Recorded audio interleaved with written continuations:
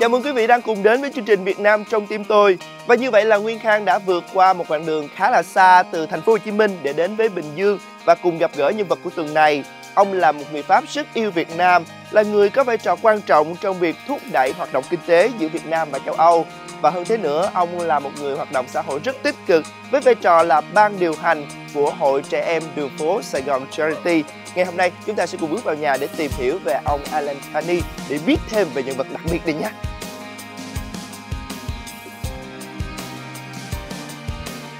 So today we are very happy to have you as a character in our programs, that is Vietnam in our heart. We just wondering that's how many years that have you been staying here? To be 10 years very soon. It means that you are very familiar with Vietnam and know everything about here? Probably not everything, but yeah, I love this country, as you know, and I believe I understand Vietnam pretty well. There are many countries in the world, but why you choose Vietnam to settle your life here? I have been living in Asia for about 30 years, most of the time in Hong Kong and China. And I was visiting Vietnam since 1986, about 26 years from Hong Kong regularly. And I think step by step I fall in love with Vietnam. I was born in Madagascar. The scenery here is pretty similar to Madagascar, with a lot of rice field, with buffalo. I feel well in Vietnam because that's remind me the first 10 or 12 years of my life. So it means that from 1996, the first time you put your step here in Vietnam? Yeah, in Hanoi. That was my first trip to Hanoi with my wife. Oh. Any story relating to Hanoi that you still remember? We have a few, of course, and maybe one in particular. It's a story I have with a cyclo driver. Which when we were in Hanoi, we stayed at the Metropole Hotel, and we spent a couple of days with the cyclo going around. And I remember very well a very old man. I think he was already 60 at the time. And my wife has has an idea to buy a book about Vietnamese food, Vietnamese cooking recipe. And we asked the cyclo to bring us to stores to be able to buy some books, eventually in French language, because my wife doesn't speak perfect English. We spent almost a full day looking for this book here and there, and we could not find it. Okay. And my wife was not a big deal, but she was a bit disappointed that we could not find it. And just before we left the country, leaving the hotel to go back to the airport, in front of the hotel, our cycloman was there on the next day. He was waiting for us, and he came to my wife with a very old book. It was the book. The mother passed away, and the book was the book of the mother. The mother has worked as a cook for French people in the past. And he brought the book to my wife, said, "I'm sorry, I could not find the book for you yesterday. But when I came back home, my brother told me that we have a book of Vietnamese recipe in French and Vietnamese, which was made by our mother when she was working for the French family a long time ago. And he gave the book to my wife as a gift. And of course, my wife said, no, it's belong to your family, you should keep it. Sorry, I can leave without the book. Maybe I will come back and I will find another one. Don't worry about it." But he was very sincere. He said, no, it's I want you to take this book. I had good time with you yesterday and the day before. I want you to take this book and to keep a good souvenir of your first visit to Vietnam. And that's, somewhere I think I appreciate very much his attitude, his sincerity, and maybe it's one of the reasons.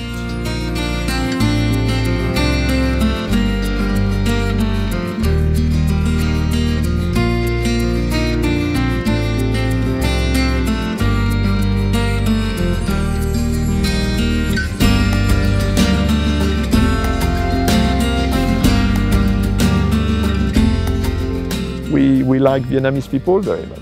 I have been a banker all of my life, so I was working for a big international bank in Hong Kong. And one day I got a chance to come to Vietnam. Before that, I came back to Vietnam almost every year. I have some business here in Vietnam for the bank. And one day my boss told me, Alain, it looks like you like Vietnam so much. We would like you to move to Vietnam to take the position as a country manager for the bank. My wife also, she was born in North Africa. We all our life we were living in country with warm weather. And one of the reasons I like very much here is that when you wake up in the morning, you open your windows, the sky is always blue. So that's give you optimism. That's give you cannot say it's going to be a bad day. It can only be a good day. 10 years staying here and working and had a lot of impression in Vietnam. Do you think that you will settle your life stability here for a long time? Oh yeah, we have decided with my wife that we will retire here. I cannot say I will stay here forever because you never know, depending very much on your health. But our plan is to stay here for quite some time. So how about your hometown? Even we are very pleased to go back to France time to time. We have a house in France on the seaside. It's a nice country. We love the country. But I feel much better here than in France because maybe the weather, also the people, Vietnamese people are enthusiastic people. They are young, they are enthusiastic. When you become a bit old like me, I still feel very young, but I'm not so young anymore.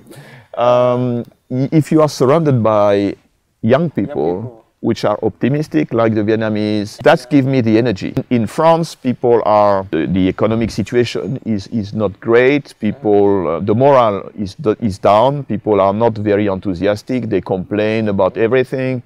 So I'm happy to be here.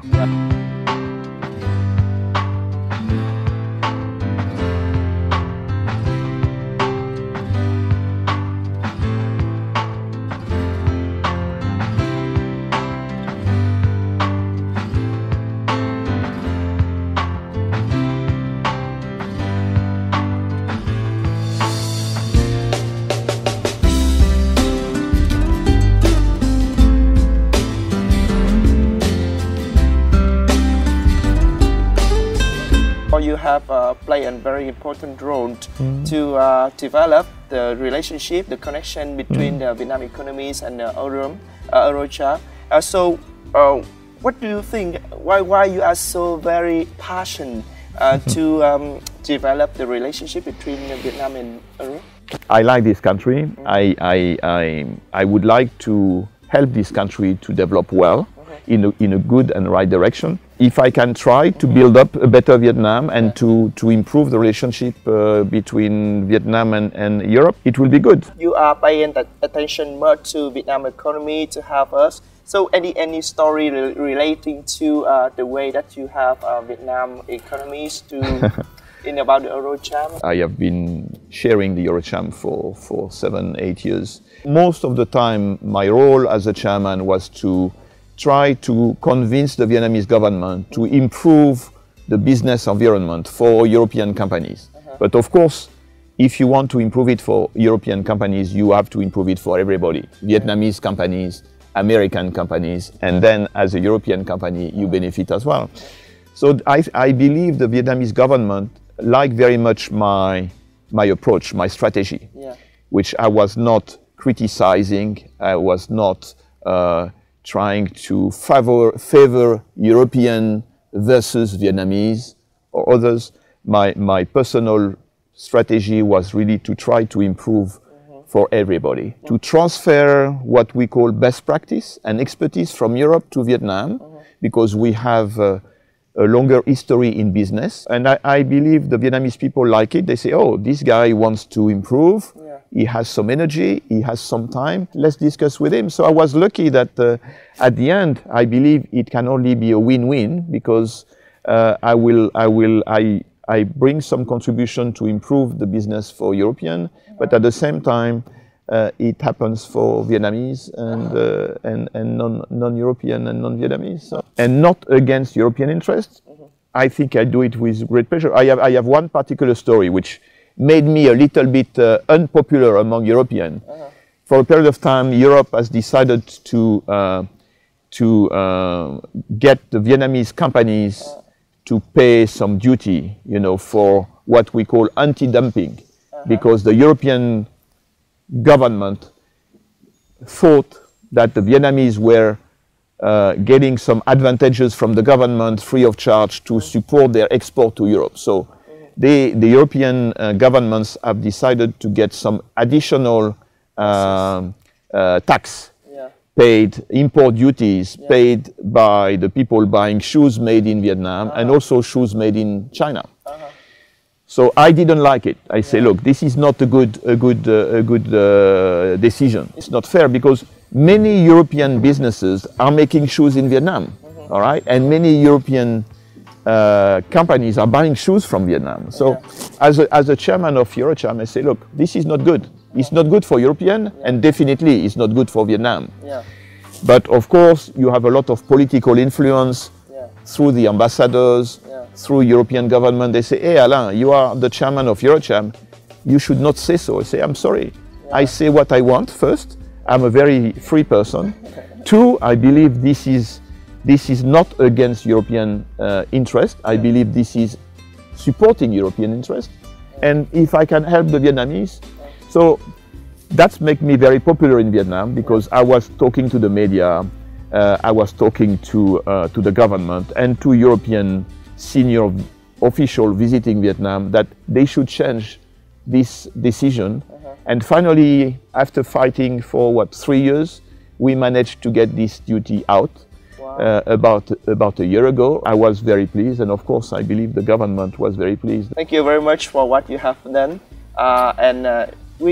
you get some of the achievement about making it better. Thưa quý vị, chúng ta vừa lắng nghe một cuộc trò chuyện hết sức thú vị của một người Pháp hiện đang sinh sống và làm việc tại Việt Nam thông qua những hoạt động kinh tế, những hoạt động kinh doanh mà ông đang thực hiện tại Việt Nam, cũng như những hoạt động xã hội nữa. Và có lẽ là những thông tin tiếp theo về nhân vật khá là thú vị này đang rất được quý vị chờ đón. Thế thì hãy tiếp tục theo dõi chương trình Việt Nam trong tim tôi của chúng tôi vào số lần sau để tìm hiểu về nhân vật ông Alain Cany.